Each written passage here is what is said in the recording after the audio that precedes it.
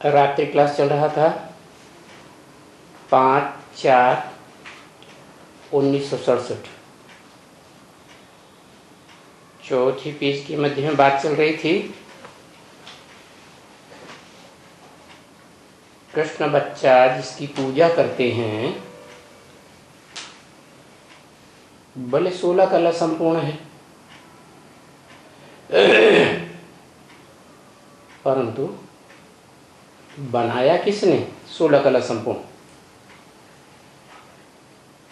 तो भगवान ही बनाने वाला है। भगवान ही राजयोग सिखा करके आत्मा को संपन्न स्टेज में ले जाते हैं। तो गायन चला आता है, भगवान ने नर को नारायण बनाया गीता ज्ञान देकर।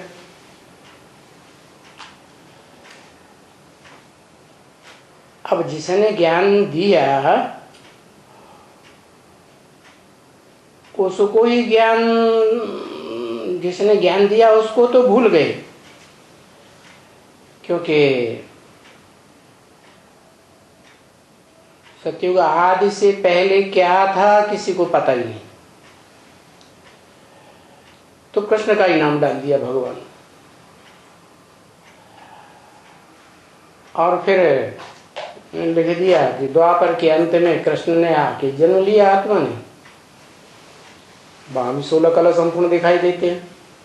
अरे कलयुग में, द्वापर में तो शास्त्रों में 8 कलाएं दिखाई हुई हैं, फिर ये दूसरी बात क्यों शुरू कर दी? तो द्वापर के अंत में कृष्ण को भगवान बना के दिखाते हैं कि भगवान ने पापी कलयुग की स्थापना कर दी। कितनी विसंगतियां हैं। वास्तव में जिस बच्चे कृष्ण की पूजा करते हैं वो तो सृष्टि के आदि काल का बच्चा है, जो चित्रों में दिखाते हैं चरित्र की यादगार के भवसागर में पीपल का पत्ता पड़ा हुआ है और उसमें कृष्ण गर्भ महल में आराम से आत्मिक स्थिति का अंगूठा चूस रहा है। तो बच्चे को बाबा कैसे कह दिया? बच्चे को तो जन्म देने वाला बड़ा होना चाहिए। इसलिए ये रंग बात है। ये शिव बाबा कहते हैं मैं पतित पावन हूँ, पतितों को पावन बनाने वाला मैं हूँ। जो पतित कलाहीन बन जाते हैं उनको आकर के नर से नारायण जैसा 16 कला संपूर्ण सतयुग का पहला देवता बनाता हूँ।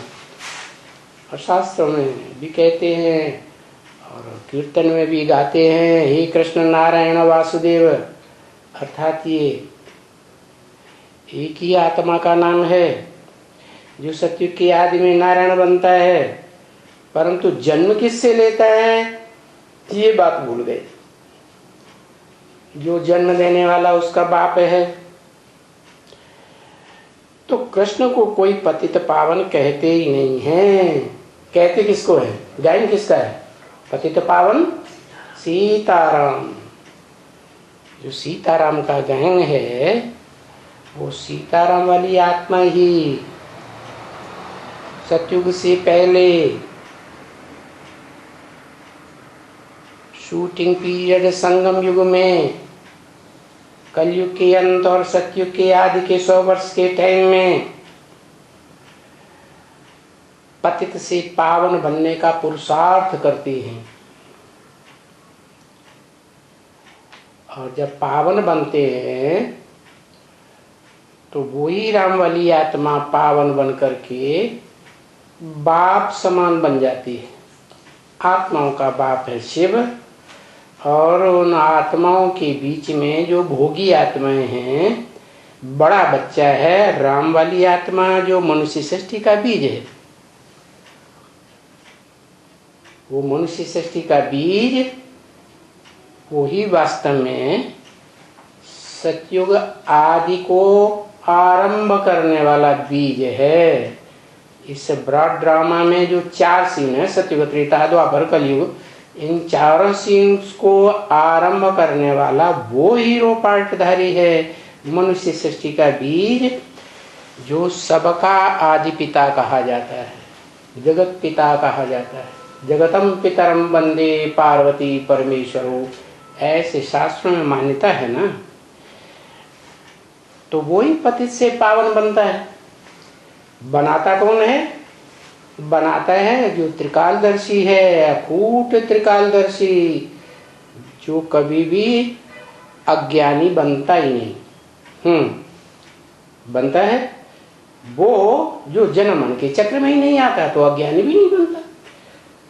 और वो राम वाली आत्मा तो जन्म मन के चक्र में आती है, परंतु मनुष्य सृष्टि का बीज है, इसलिए वो बीज में परमपिता परमात्मा शिव, जो निराकारी निर्विकारी अभोक्ता अकर्ता है आत्मा, जिसका अपना शरीर ही नहीं है जो कर्म करे, तो वो प्रवेश करता है। जो गीता में लिखा है कि मैं प्रवेश करने योग्य हूँ, जैसे भूत प्रेत आत्माएं प्रवेश कर जाती हैं, देखने में नहीं आती, तो ऐसे ही वो भूत प्रेत आत्माओं से भी उच्च कोटि की आत्मा, पावरफुल, वो है शिव, जिसका सूक्ष्म शरीर भी नहीं होता, उसको कहा जाता है कारण शरीर। क्या? वो कारण शरीर तब कहा जाता है जब साकार शरीर में प्रवेश करते, वो सृष्टि का कारण बनता है। अगर वो बीज ही न हो तो सृष्टि रूपी वृक्ष भी पैदा नहीं हो।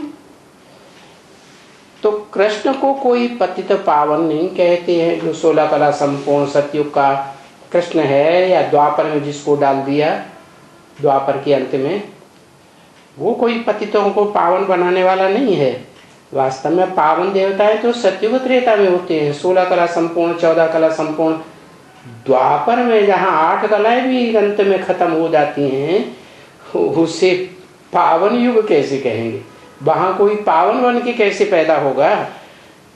तो ये अक्षर उन कृष्ण के पुजारियों को चुभेगा कि अरे हमारे कृष्ण बच्चे को तो इतना सलोना बच्चा, इतना बढ़िया भगवान देखने में आता है।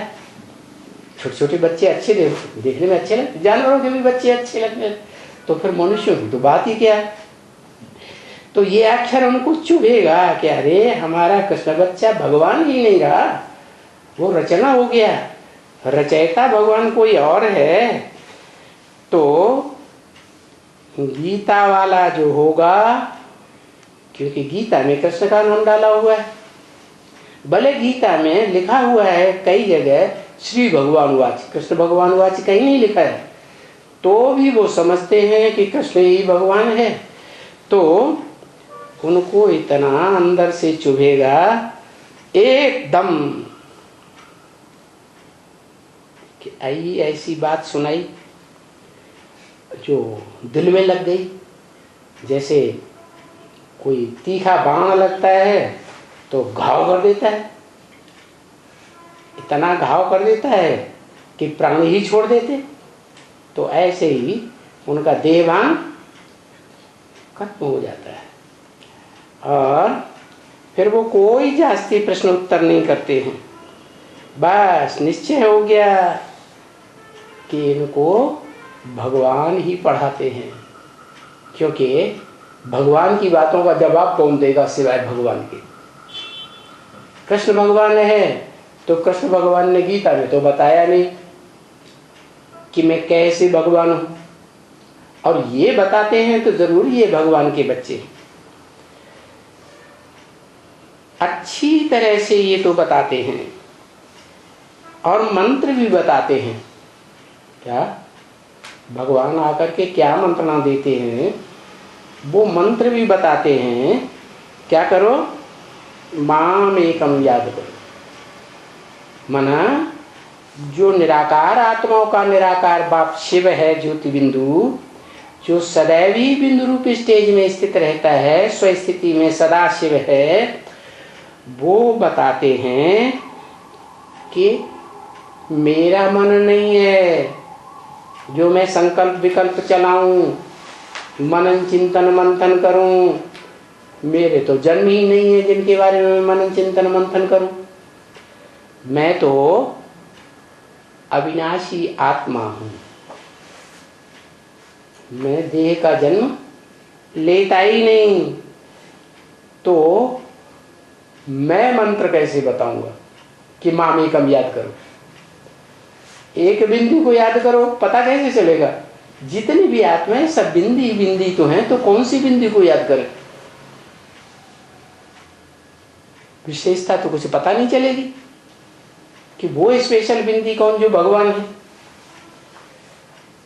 तो बताया कि वो फिर इतना फिर तिरी नहीं करेगा, तिर तिर प्रश्नों की बौछार नहीं करेगा, नमक सो जाएगा, बुद्धि झुकाए देगा। ये क्यों कहते हो? अरे फलाना क्यों ना, क्योंकि भगवान इनको पढ़ाते हैं ना, और इनसे जास्ती इनको कौन होगा? तो बताओ। कृष्ण तो 16 कला संपूर्ण बनने वाला है, बनाने वाला तो उससे ऊंचा होगा ना, कलातीत होगा ना। गाया भी जाता है कलातीत कल्याण कल्पांतकारी है। जो कलाओं से अतीत है वो क्या होगा? है वो तो सबका कल्याणकारी होगा। 16 कला संपूर्ण बनने वाले देवताओं का भी कल्याण करने वाला होगा, तब तो वो 16 कला संपूर्ण बने। और कल्पांतकारी, कल्प का अर्थात कलयुग का अंत करने वाला भी होगा। जो कलाहीन हो जाते हैं, बहुत दुखदायी तामसी बन जाते हैं, पीछे जो तुम कहते रहेंगे, जो अच्छा होगा ना वो दिल पर लगता जाएगा। क्या सबसे अच्छा होगा तो सबसे जास्ती दिल पे लगेगा। तो बताओ, दुनिया में सतयुग के आदि से लेकर के राजाएं महाराजाएं हुए, उनकी प्रजा के ऊपर, दिल के ऊपर उनकी छाप होती थी, उन्हें अपना राजा बड़ा अच्छा लगता था। तो बताओ, उन राजाओं को भी राजा बनाने वाला राजयोग के द्वारा कौन, जो गीता ज्ञान देकर राजयोग सिखाता है? तो उनके दिल पर लगेगा कि हाँ, 16 कला संपूर्ण बनने वाले कृष्ण से देवता से भी ज्यादा ऊंचा कोई और है, जिसे महादेव कहा जाता है। कृष्ण को महादेव तो कोई नहीं कहता। अच्छा लगता जाएगा। और फिर पहली बात बैठ करके कोई समझे, ये बड़ी मुश्किल है। क्या पहली बात? बनमना भव, मेरे मन में समा जा, माम एकम याद करो। कोई दूसरे को याद करेंगे तो व्यभिचारी याद हो जाएगी। व्यभिचारी याद होने से तुम उतने ऊंचे नहीं बन सकेंगे। सुनाते हैं अच्छी तरह से तो कुछ न कुछ तो उनकी बुद्धि में बैठता है, परंतु लगेगा फिर भी उनको क्या तीर लग जाएगा। ये नंबरवार आते हैं तुम्हारे पास। क्या नंबरवार क्यों कहा? क्योंकि जो तुम बच्चों के पास ज्ञान लेने के लिए आते हैं नंबरवार, उनमें पहले पहले कोई आने वाला होगा या नहीं होगा? फिर बाद में आने वाले भी होंगे, अंत में आने वाले होंगे। तो श्रेष्ठ कौन है? जो पहले आए। तो नंबरवार तुम्हारे पास आते हैं। कोई बहुत समय का भक्ति किया होगा, माना इस जन्म एक जन्म की बात नहीं। कोई आत्मा पूर्व जन्मों में बहुत जन्मों से भक्ति की हुई होगी, कोई बहुत कम भक्ति की हुई होगी, थोड़े जन्म भक्ति की होगी। फिर कोई उनसे भी कम होंगे, उससे भी कम कोई ने भक्ति की होगी। तो जिस हिसाब से ज्ञान में आते हैं उसी हिसाब से वो आत्मलोक, जो आत्माओं का घर है, सुप्रीम, जो मुसलमान लोग कहते हैं अल्लाह फर्श में नहीं रहता, अर्श में रहता है, वो अर्श ही हम आत्माओं का भी घर है, हमारे बाप का भी घर है, आत्माओं के बाप का घर। तो वो आत्माएं जो यहाँ लास्ट में आती हैं ज्ञान लेने, वो परमधाम से भी कब उतरेंगी? पहले उतरेंगी, बीच में उतरेंगी कि लास्ट में उतरेंगी? लास्ट में उतरती। यहाँ भी तो ऐसे ही है ना, जो ज्ञान में पहले आए हैं उससे साबित होता है कि वो परमधाम से, आत्मलोक से इस संसार में देह धारण करके पहले आए। और जो यहाँ ज्ञान में बाद में आते हैं तो बाद में जाएंगे बाप के घर में, आत्मलोक में, और बाद में ही संसार में लौटेंगे, देह धारण करेंगे, देह के सुख भोगेंगे या दुख भोगेंगे। तो बताया बहुत समझने वाले ने बहुत भक्ति की है ना, क्या जो यहाँ आकर के बहुत ज्ञान गहराई से समझते हैं, तो इससे क्या साबित होता है कि उन्होंने जन्म जन्मांतर बहुत भक्ति की है, आदि से ही, आदि द्वापर युग से, द्वैतवादी युग से। न समझने वाले ने थोड़ी भक्ति की है, भक्ति थोड़ी की है, भगवान के पीछे भागने का प्रयास बुद्धि से, तन से, मन से कम किया है तो उनको भगवान का ज्ञान भी कम मिलेगा। कम भक्ति की है यानी वो बहुत कम भक्ति किया है तो जरूर कम समझेंगे, फिर देरी से आएंगे। जिन्होंने कम ज्ञान समझा वो देरी से आएंगे, जिन्होंने ज्यादा गहराई से ज्ञान समझा वो पहले आएंगे। कहाँ पहले आएंगे? भगवान बाप के घर में भी पहले जाएंगे, शांति धाम, सुप्रीम एबोर्ड, सोल वर्ल्ड में जाएंगे, अर्श में जाएंगे, और फिर वहां से कम भक्ति की होगी तो बाद में आएंगे इस दुनिया में सुख या दुख भोगने के लिए। तो जो देरी से आएंगे, मान लो सत्ययुग त्रेता में नहीं आए, द्वैतवादी द्वापर युग से आए, तो देर हो गई ना, तो सुख भी भोगेंगे और दुख भी भोगेंगे। जो पहले पहले आ गए, सत्ययुग त्रेता में आ गए, वो सुख ही सुख भोगेंगे, दुख नहीं भोगेंगे, क्योंकि आधा कल्प की जो सृष्टि है सत्ययुग त्रेता, वो भगवान ने रची है। भगवान जिस साकार तन के द्वारा आते हैं, नई सृष्टि की रचना कराते हैं, वो साकार तन ही रचयिता साबित होता है। और आधा कल्प वो सृष्टि सुख की स्वर्ग कही जाती है। इसलिए क्रिश्चियंस में ये कहते हैं हेवनली गॉडफादर। क्यों? गॉडफादर ने, सुप्रीम गॉडफादर ने क्या किया? हेवनली दुनिया बनाई, नरक की दुनिया नहीं बनाई। नरक की दुनिया नर बनाता है, मनुष्य बनाता है, और स्वर्ग की दुनिया सदा स्वस्थिति में रहने वाला, आत्मिक स्थिति में रहने वाला बनाता है।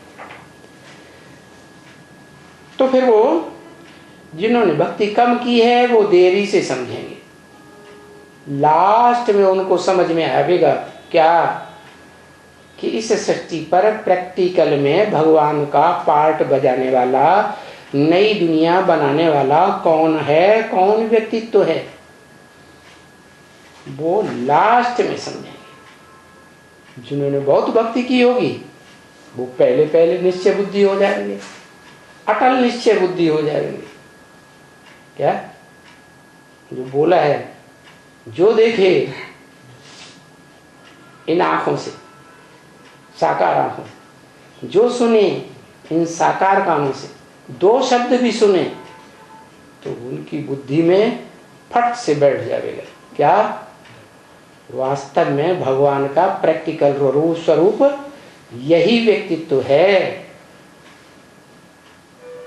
क्या बैठेगा? जो भारत के शास्त्रों में गाया हुआ है। कौन? शिव शंकर महादेव कहा जाता है। शिव है निराकार ज्योति बिंदु का नाम, आत्म की स्थिति का नाम, और जो ज्योति बिंदु के आसपास लिंग दिखाते हैं वो कोई लिंगधारी मनुष्य ही होगा ना। वो उस लिंगधारी मनुष्य का नाम है, क्योंकि शिवलिंग कहते हैं लेकिन शिव को तो लिंग होता ही नहीं। जिसमें प्रवेश करता है उसको लिंग होता है। फिर उस लिंग का इतना गायन क्यों, इतना पूजन क्यों? पूजन उसी का होता है जो पवित्र होता है, पवित्र बनने का पुरुषार्थ करता है। तो उस लिंग रूप धारण करने वाले व्यक्तित्व ने जरूर अमोघ वीर्य बनने का पुरुषार्थ किया है ईश्वरीय याद में। तो ये भक्ति कम और भक्ति ज्यादा किसने की, ये पहचान हो जाती है। तो कम भक्ति करने वाले देर में आवेंगे। ये हिसाब बहुत है समझने का। क्यों? क्योंकि समझने वाले मनुष्य कितने हैं? 500, 700, 750 करोड़ मनुष्य आत्माएं हैं सृष्टि रूपी रंगमंच पर, जिनको मन बुद्धि होती है, मन से बुद्धि से समझ सकते हैं ज्ञान को। तो एक एक को बैठ करके समझाना पड़े तो बहुत हिसाब बन जाता है। तो इसके ऊपर बुद्धि चलनी चाहिए बच्चों की। क्या? किसके ऊपर?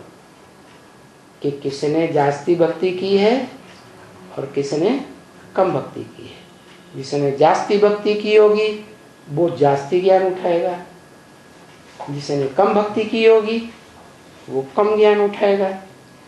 तो जो सर्विस में रहते हैं, ईश्वरीय सेवा करते हैं, जिनको समझाना पड़ता है,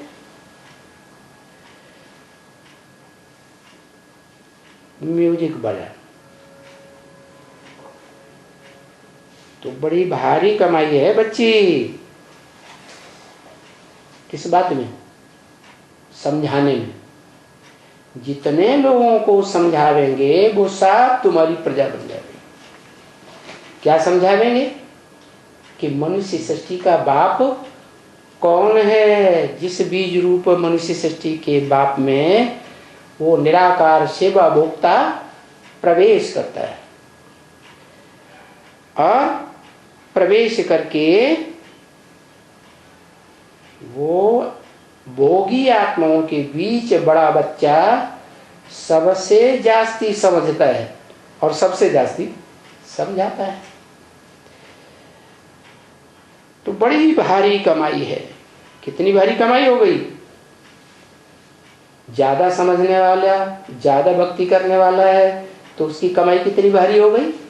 सारे विश्व का मालिक बनता है, विश्वनाथ कहा जाता है। हर हर महादेव शंभो, काशी विश्वनाथ गंगे। सारे विश्व का नाथ बनता है। बड़ा शौक चाहिए इस कमाई का। किस कमाई का? जो ईश्वरीय ज्ञान की कमाई है, उस कमाई का शौक क्या होना चाहिए? कि जो हम ईश्वरीय ज्ञान लेते हैं वो ईश्वरीय ज्ञान अपने अंदर दबा के न रखें, कंजूस न बने, सबको बांटते रहें। ये ज्ञान, ये कमाई ऐसी है, ये धन ऐसा है कि जितना बांटेंगे उतना बढ़ेगा। तो शौक चाहिए, नहीं तो पछताना भी बहुत पड़ता है। क्या? जो ज्ञान लेते तो हैं, सुनते तो हैं, क्या, लेकिन सारे संसार को दे नहीं पाते, क्योंकि खुद ही नहीं समझा है कि बाप कौन है। जैसे ब्रह्मा समझा, इस मनुष्य सृष्टि को स्वर्ग बनाने वाला प्रैक्टिकल में कौन व्यक्तित्व है जो साकार ही है और साकार सृष्टि ही बनाता है। रचयिता साकार होगा साकार सृष्टि का कि निराकार होगा? है साकार ही होता है। तो बड़ा शौक चाहिए, नहीं तो पछताना भी बहुत पड़ता है। क्या पछताना पड़ा ब्रह्मा को? है अरे हम तो बाप को समझा ही नहीं है। 33 साल चलते रहे, ज्ञान उठाते रहे, लेकिन इस सृष्टि में बाप कौन है, मनुष्य सृष्टि का बीज कौन है, वो नहीं जान सके। शरीर रहते रहते तो जान ही नहीं सके। शरीर छूट गया, फिर सूक्ष्म शरीर धारण किया तो बुद्धि भी सूक्ष्म हो जाती है और मन भी सूक्ष्म हो जाता है। तब पहचाना, वो भी लास्ट में। पहले पहचानते कि बाद में? है लास्ट में पहचाना। पिछाड़ी में साक्षात्कार होते हैं ना बच्ची। ओ हो, कल्प कल्पांतर के लिए मैं फिर कभी भी राजा नहीं बनेंगी। लास्ट में साक्षात्कार होते। आदि में भी साक्षात्कार हुए ना, आदि सो अंत। तो बुद्धि में आ जाता है हम कभी भी वो ऊंचा पद नहीं पाएंगे जिस ऊंची पद में रह करके नई दुनिया का निर्माण करते हैं, नई दुनिया बनाते हैं। राधा कृष्ण जैसे सतयुगी बच्चों को भी जन्म देने वाले माई बाप बनते हैं। ऐसा ऊंचा पद कभी नहीं पाएंगे। कैसा ऊंचा पद? जो विश्व के मालिक बनते हैं। सतयुग में तो विश्व के मालिक ही रहेंगे, वहां तो सतयुग के मालिक हैं। ज्यादा से ज्यादा 9 लाख जनता के मालिक होंगे, सारे विश्व के मालिक तो नहीं हुए ना। तो बस कल्प कल्प पिछाड़ी में तुमको बहुत हैरान होना पड़ेगा। क्या कोई बच्ची को बताया क्या करो? है क्या करो? बहुत गहराई से इतना गहरा ज्ञान सुनाओ जो इस मनुष्य साकार सृष्टि के साकार रचयिता का पूरा परिचय ले सको और दूसरों को दे भी सको। तो फिर हैरानी नहीं रहेगी। क्या बुद्धि में आएगा? है मैंने पूरा पहचाना तो मैंने ही उसका वर्ण किया, तो मैंने ही सब कुछ पाया। हमने देखा, हमने पाया, शिव भोला भंडा। दूसरे ने किसी ने हमारे बराबर नहीं पाया।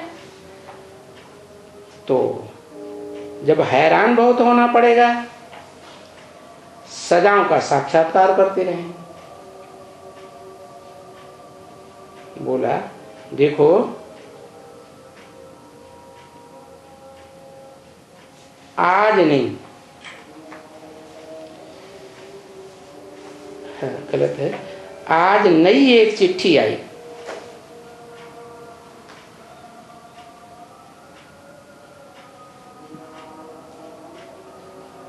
नई एक चिट्ठी आई, दिखलाई।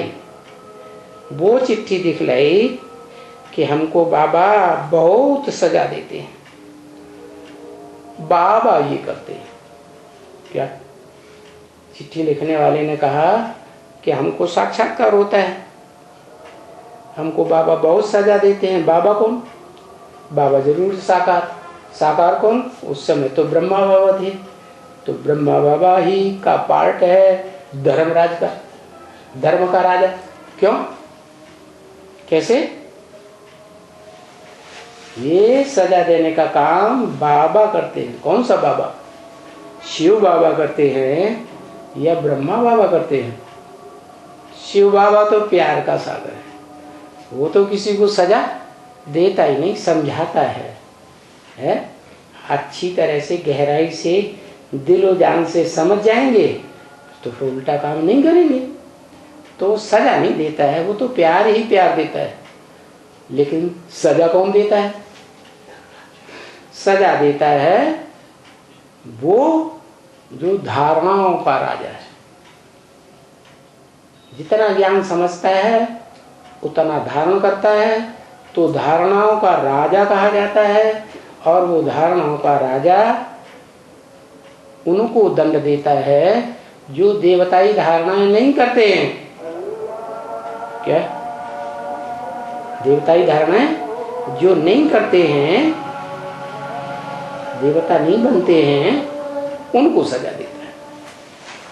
तो साबित होता है कि कौन सी आत्मा धर्मराज का पार्ट बजाती है, जो मुरली में ब्रह्म वाक्य में बोलते हैं। क्या बोलते हैं? क्या बोलते हैं? हैं? कि राइट हैंड है या लेफ्ट हैंड है? धर्मराज है मेरा लेफ्ट हैंड। ये सजा देना अच्छा काम है या गंदा काम है?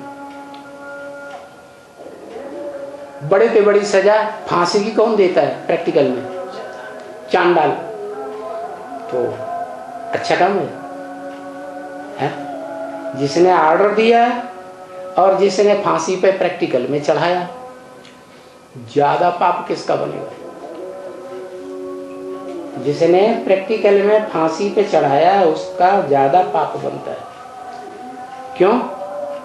क्योंकि उसने तो ऑर्डर दिया। कोई माने या ना माने, राजा की बात ना माने, राजा के राज्य में से निकल के दूसरे राजा के राज्य में चला जाए, अपनी दूसरी कमाई करे, दूसरा धंधा करे। ये चांडाल का धंधा क्यों करें? हम नहीं करते। फिर भी ये भी देखना पड़ता है कि राजा सत्यवादी है, न्यायवादी है, जो सजा दी है वो सच्ची सजा दी है या किसी को झूठी ही सजा दे करके सूली पर चढ़ाई दिया। तो अगर चांडाल देखता है कि सच्ची सजा दे करके सूली पर चढ़ाने का आर्डर दिया है तो अच्छी बात है, दुष्ट को उसकी सजा मिलनी ही चाहिए। तो बहुत सी बातें हैं। मतलब ये है कि सारी सृष्टि में धर्मराज का पार्ट बजाने वाला वो कौन है? जो सारी सृष्टि की सारी मनुष्य आत्माओं को, जो पूरी पढ़ाई नहीं पढ़ते हैं, क्या उनको सजा जरूर देता है। कोई को कम, कोई को ज्यादा। जिसको जितनी ज्यादा सजा देता है उसको उतनी ही ज्यादा पद कम हो जाता है, छोटा राजा बनता है, छोटी कंट्रोलिंग पावर आती है। और जो कम सजा खाए या सजा नहीं खाता है उसको फिर ऊंचे से ऊंचा पद मिलता है। जैसे अष्टदेव कहे जाते हैं। क्या? 8 दिशाओं के पालने वाले 8 दिग्पाल गए हुए हैं। वो 8 दिग्पाल पूरा ज्ञान उठाते हैं। भले हैं नंबरवार, क्योंकि नंबरवार ही धर्म षष्ठी रूपी रंगमंच पर आते हैं। उनके धर्म पिताएं भी नंबरवार आते हैं। बड़े पावरफुल धर्म पिताएं होते हैं, लेकिन वो धर्म पिताएं क्राइस्ट की तरह जब इस सृष्टि पर आते हैं आत्मलोक से उतर करके, तो जैसे क्राइस्ट ने जीसस में प्रवेश किया, कोई देहधारी व्यक्तित्व था ना, इसलिए मुरली में बोला है, ब्रह्म वाक्य है कि ऊंचे ते ऊंचे को जरूर ऊंचे ते ऊंचे में प्रवेश करना पड़े। जितना ऊंचा धर्म पिता होगा, जितने नंबर का है, उतने ही ऊंचे देव आत्मा में प्रवेश करता है। तो सतयुग में है और 8 जन्म होते हैं। उन 8 जन्मों में 8 राजाएं होती हैं। सतयुग के 8 पीढ़ियों में 8 राजाएं। और पहली पीढ़ी का जो राजा कृष्ण है, नारायण कहा जाता है, उसको जन्म देने वाला महादेव, देवताओं में सबसे बड़ा देवता, वो हो गया अष्ट देवों में अव्वल नंबर। क्या? अष्ट देवों में अव्वल नंबर। और वो अव्वल नंबर जो है वो ही वास्तव में मुसलमानों में जब्राइल गाया हुआ है। जब्राइल क्यों गाया हुआ है? फरिश्ता। भारत में तो फरिश्ताओं को नहीं मानते, भारत में तो देवी देवताओं को मानते हैं। मुसलमानों ने फरिश्ता जब्राइल को सबसे ऊंचा क्यों मान लिया? क्योंकि वो वास्तव में जिसे जब्राइल कहते हैं उन्हें जबरदस्त लगता है। क्यों? सजा देता है ना, है? तो सजा देता है तो उसे ही जबरदस्त मान लिया। वो नहीं जानते हैं कि जो सजा देने वाला है वो वास्तव में सजा खाता भी है। क्या? नहीं तो भगवान का तो नारा है स्वतंत्र रहो, स्वतंत्र रहने। क्या? हम जैसे कर्म करेंगे हमें देख दूसरे भी वैसे ही कर्म करेंगे। हम सजा नहीं देंगे दूसरों को तो हम भी सजा नहीं खाएंगे। हम जो करेंगे वो हमारे फॉलोअर्स हमको देख करके करेंगे। तो जो सतयुग में 8 नारायण होते हैं 8 पीढ़ियों में, वो भी सजाएं खाते हैं, क्योंकि नंबरवार कलाएं उनकी कम होती जाती है। सतयुग में 8 जन्मों में 2 कलाएं वो कम हो जाती है, इसलिए त्रेता में 14 कला संपूर्ण गाया जाता है। तो कलातीत कब बनते हैं? कलातीत जो बनते हैं वो संगम युग में 8 बच्चे बनते हैं भगवान के, जो अष्टदेव कहे जाते हैं।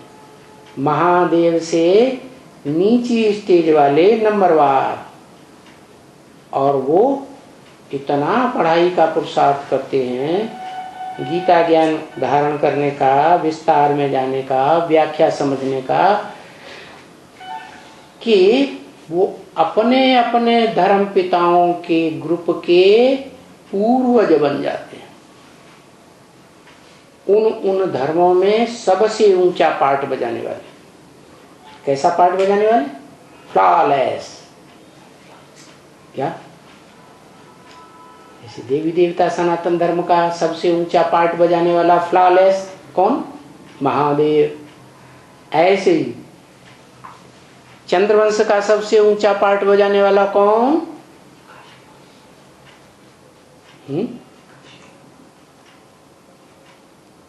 किसे कहेंगे? है जिसे कहते हैं अनुसुईया, काशी मां, योगिनी। योगी राज होगा, योगी होगा दुनिया का सबसे बड़ा, तो सबसे बड़ी योगिनी भी तो होगी कोई, तो वो रुद्रमाला का दूसरा मंत्र, उससे जन्म होता है। किसका है? अरे नहीं, उससे जन्म होता है संगम युगी नारायणी का। वो जो संगम युगी नारायणी है वो तो त्रिदेव में से एक है ना, वैष्णवी है ना, तो वो तीनों देवियां और तीनों ही देवताएं उसको पवित्रता में श्रेष्ठ मानते हैं। किसको? अनुसुईया। जिस अनुसुईया ने 3 देवताओं को भी अपना बच्चा बना लिया। आए थे गंदे भाव से। क्या? गंदे भाव से आए थे, गंदी भाषा बोली, लेकिन फिर भी उन बच्चों को क्या कर दिया? योग बल से छोटा बच्चा बना दिया। इतनी पवित्रता की ताकत। तो वो सब धर्मों में सबसे ऊंचा पद पाने वाली बन जाती है संगम युग में। प्रभावित हो जाते हैं सब धर्म वाले। और जो मुख्य चंद्रवंश है, ब्रह्मा वाली आत्मा, विष्णु वाली आत्मा, शंकर वाली, त्रिदेव, तीनों ही वो प्रभावित हो जाते हैं, बच्चा बन जाते हैं, रचना बन जाते हैं। प्रभावित माने प्रजा, प्रजा माने बच्चे, तो उसको कहते हैं काशी नगरी। क्या सबसे प्यारा रुद्रवत्सों में कौन है? काशी नगरी। काशी नगरी नाम क्यों पड़ा? काश्य को धारण करती है। काश्य माने तेज। जो सूर्य का तेज है, ओरिजिनल ज्ञान सूर्य है ना शिव, उसके तेज को धारण करने वाली वो बनती है तब जब वो ज्ञान सूर्य शिव साकार मनुष्य सृष्टि में प्रवेश करता है। कैसा धारण करती है? जगदम्बा की तरह धारण नहीं करती है कि धारण करे एक से फिर दूसरों से कनेक्शन बुद्धि का जुड़ जाए। नहीं, कैसा धारण करती है? ऐसा धारण करती है कि एवर प्योर, उससे जास्ती पवित्र और दुनिया में कोई आत्मा बनती ही नहीं। लेकिन रुद्रमाला का वर्ण का है, जन्म जन्मांतर के पुरुष के संस्कार हैं या स्त्री के संस्कार है? पुरुष के संस्कार। इसलिए पुरुष के संस्कार होने के कारण जो इस दुनिया में जन्म होंगे वो पुरुष के ज्यादा होंगे या स्त्री के ज्यादा जन्म होंगे? हैं? तो सत्युग त्रेता में तो बराबर होता है, बैलेंस रहता है, एक जन्म स्त्री का एक जन्म पुरुष का। जैसे ही द्वैतवादी द्वापर युग शुरू होता है तो वहां कोई कोई के 2 जन्म लगातार स्त्री के या 2 जन्म लगातार पुरुष हो जाते हैं। तो जो आत्मा है ज्यादा युग लगाने वाली, काशी को धारण करने वाली काशी नगरी, वो धन संपत्ति जो परमात्मा की है, प्योरिटी जिससे प्राप्त होती है, उस प्योरिटी का ज्यादा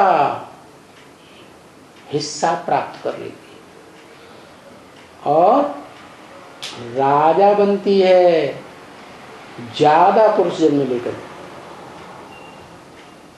क्या महादेव के बाद किसका नंबर लगता है ज्यादा राजा बनने का इस मनुष्य सृष्टि में? काशी नगरी। लेकिन पुरुष जन्म लेती है द्वैतवादी युग में, द्वापर युग से, तो दुर्योधन दुशासन बनती है या नहीं है? बोलो, दुर्योधन दुशासन तो बनना पड़े द्वैतवादी युग में। तो पुरुष के रूप में जन्म होने के कारण, क्योंकि स्त्रियां ज्यादा पवित्र रहती हैं, स्त्रियों में लज्जा रहती है, स्त्रियां विकार के लिए पहल नहीं करती हैं और पुरुष ही पहल करते हैं। तो जो गलत काम के लिए पहल करते हैं वो ज्यादा पापी हुए या जो पहल नहीं करती हैं वो ज्यादा पापी हुए हैं? तो पहल करने वाले पापी ज्यादा होते हैं। इसलिए गीता में आया हुआ है क्या? वित्तेषु यक्ष राक्षसाम।